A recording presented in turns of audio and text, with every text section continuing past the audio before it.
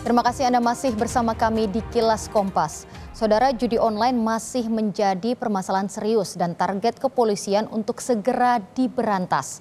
Penangkapan pelaku judi online dilakukan di sejumlah daerah.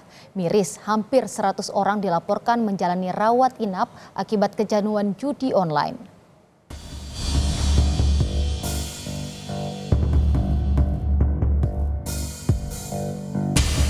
Judi online meluas dan meningkat sejak pandemi 2021 dan semakin menjamur sejak pinjaman online semakin mudah didapatkan.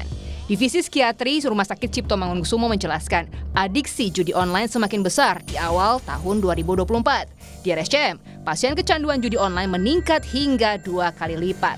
Hampir 100 orang dilaporkan menjalani rawat inap akibat kecanduan judi online. Jumlahnya itu kalau yang dirawat inap ada mendekati angka 100 ya. Dan dirawat jalan itu 2 kali lipat dari angka yang dirawat inap.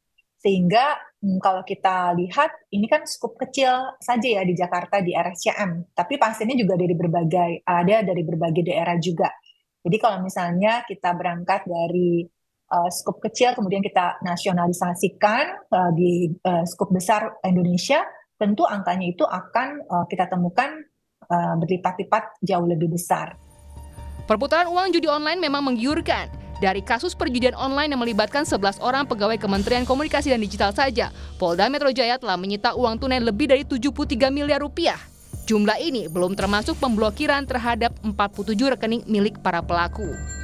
Kemudian ada uang tunai sejumlah 73 miliar 723 juta 488.957 rupiah.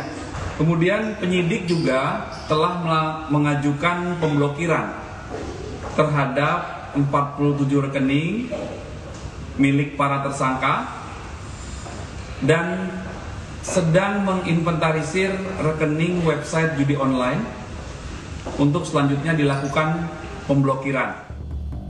Pusat Pelaporan dan Analisis Transaksi Keuangan mencatat jumlah aliran dana judi online semakin meningkat setiap tahunnya.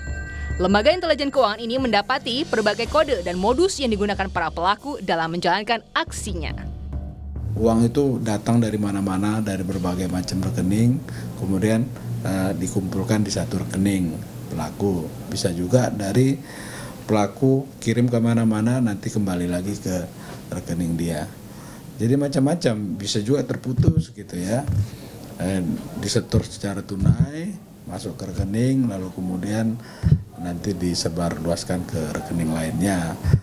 Ada juga misalnya ya model dengan money laundering trade base ya, di mana mereka melakukan ekspor impor secara legal gitu ya.